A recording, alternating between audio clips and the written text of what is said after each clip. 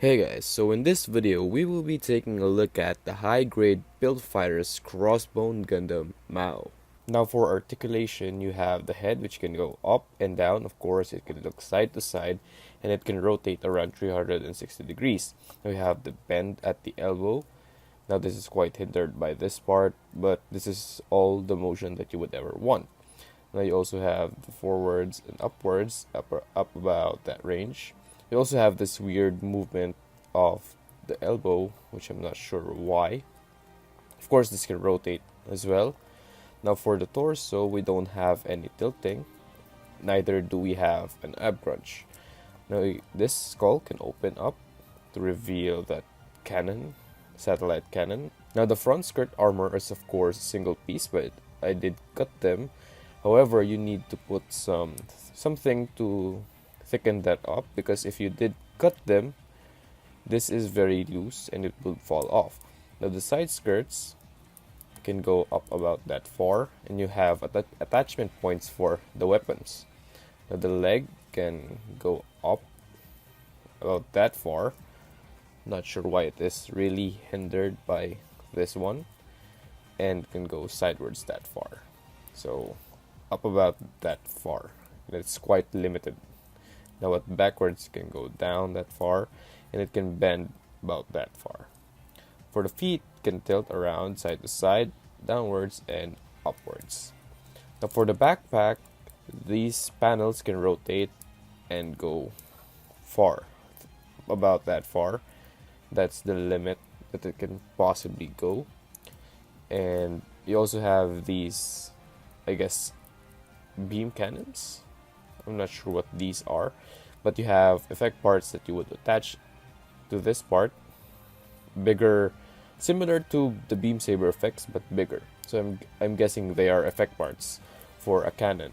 So you have that there. So you have one, you have a point of articulation here, here, here. Yeah, so you have 3 points of articulation, so you can do whatever you want with this. You also have swivel here. For accessories, starting with the manipulators, we have a pair of peace hands, a pair of trigger finger manipulator, and a specialized right manipulator for holding the Zan Buster. Now for weapons, we have a pair of heat daggers and knives that you would use on the feet of the Gundam. Also, we have Crossbone Gundam Sword, a pair of them, which has the option of attaching or adjusting the hilts to whichever way you prefer. Unfortunately, if you would attach the gun and sword onto the middle part of the hilt, the Gundam does have some problems wielding it. Next in line is a cool looking weapon, which is the Beam Zanber. And after that, we also have the Buster Gun. And last, if that doesn't satisfy you, you can combine the Beam Zanber and the Buster Gun to form the Zan Buster.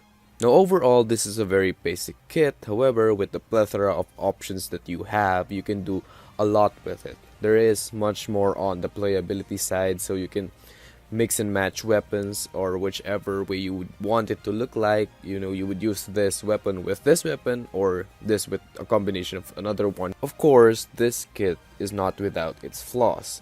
You have the torso, which you don't have any ab crunch or any movement at all with that part. And we also have the limitation on the front kicking motion of the Gundam. However, of course, it still boils down to the design, whether you like the kit or not. Articulation wise, of course, it is quite hindered, but if you actually like the design, you can still do something about the articulation. Yes, it is hindered, however, there are still many poses that you can achieve with the given motion or range of motion. Now the question here is, do you like a Gundam with a skull on its chest with a satellite system attached to it with pirate themed weapons? If yes, then get this kit. So that's all for the review, so thank you for watching and subscribe for more videos.